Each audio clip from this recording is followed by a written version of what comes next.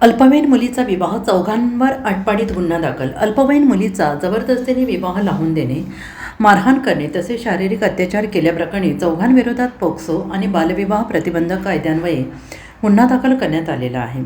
चमेली दौलुशा पवार, आदित्य उर्फ नाना दौलुशा पवार, सूरज दीपक शिंदे राहणार फोंड तुळजापूर जिल्हा धाराशिव आणि कृष्ण पवार राहणार सोमेश्वरनगर आटपाडी अशी गुन्हा दाखल झालेल्यांची नावे आहेत.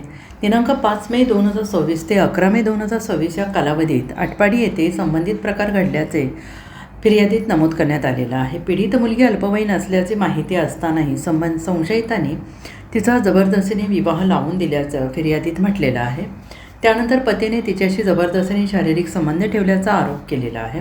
तपास पोलीस उपनिरीक्षक खरत करत आहेत. Bureau report SPN Marathi, Sangli.